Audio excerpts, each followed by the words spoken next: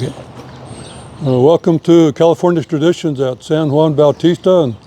and today we're at a straw bale structure that I built a little while ago, and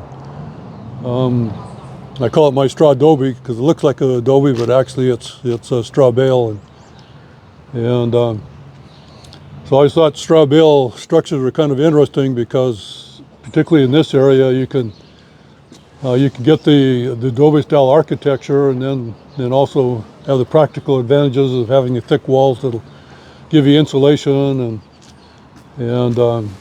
then also have the advantage that it'd be really earthquake resistant and then fire resistant, and you know, it also probably has the advantage that you can sequester some carbon in it by putting the straw bales there, and so so when I was building it, it seems kind of simple. You just stack up a bunch of straw bales, but it was a little bit more complicated than I was figuring it was going to be, and mainly because when you stack up straw bales, they compress, and so you can't just stack up the bales and then put the stucco on it and then be done, and so you have to compress the bales, and because otherwise, at least if it's a load-bearing wall, your bales will sink, and then the rest of your building will stay up, and so then you'll get you know, some structural imperfections going on, and so I made it with a foundation of broken concrete, and then you know, bottom plate of scrap wood, and then a top plate on top of the bales of scrap wood, and then I tied the two pieces together with wires going around vertically around the circumference of the bales, and then I brought those sets of two wires together, and then I twisted them so that I get an X-shaped brace reinforcing, and then also compress the bales, and you know, with this particular building, I think normally with straw bales, you want an overhang, and because you want to be sure that you don't get any water dripping down into the bales, and you know, and then you'd normally want a peak roof, and also so you'd shed the water away from the bales without any chance of water ever seeping into the bales, but I ended up doing it this way, and mainly because the building inspector at the time was not amused with this creation, and he said it was just too weird, but anyway, I finally convinced him to let me do it, but since it was kind of an issue about being too weird for San Juan for some reason, I decided I would try and make it with as minimum profile as possible, and so I did it with a flat roof, which you normally wouldn't want to do with straw bale, and then you know, wanted to get some overhang to try and get the water to shed away from the wall, and so then I just put tiles around the rampart around the top of the building, and you know, so that on this side the water would be shed a little bit away from the walls, and then also out on this side have a spout going out and then down into the horse trough there, used to save rainwater.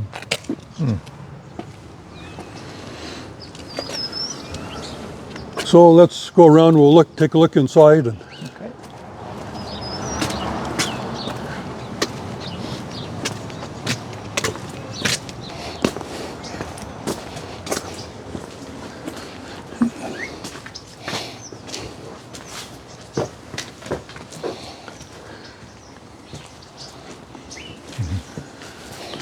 Yeah, so here we're looking into the inside. I put curtains for the front here, and mainly because with the thick walls and being limited by the city for no larger than 120 square feet, instead of putting it totally enclosed in the walls, the thick walls, I decided to just put curtains on the front so they can pull them shut or leave them out,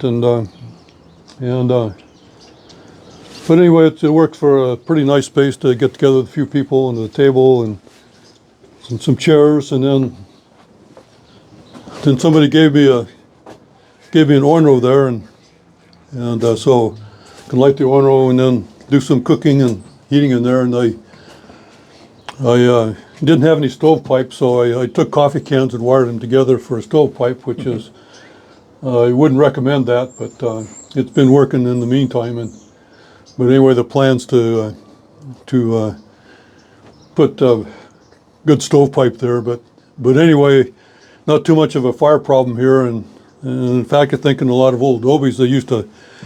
build a fire in the floor, actually, and that's probably what I would have done. And just have a little raised space here, and then just have an open fire in the floor, and smoke coming out the top. But since my cousin gave me that chimenea, I guess is what you call it, I went ahead and used the chimenea, and then with a stovepipe up there, and so I got kind of a collection of my candle lanterns and so on, and then the pole type system, which is pretty common in adobes and old buildings. I think just to hang stuff off of, and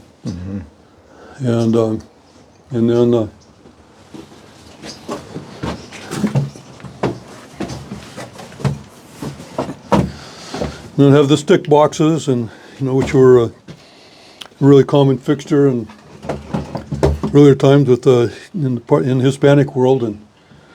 so this was like a utilitarian crate, only instead of made out of solid boards, it was made out of sticks and then tied together with ride. And it makes a pretty nice crate, actually, because they're really strong and durable. And and then here's another one you can use for shelving. And so then have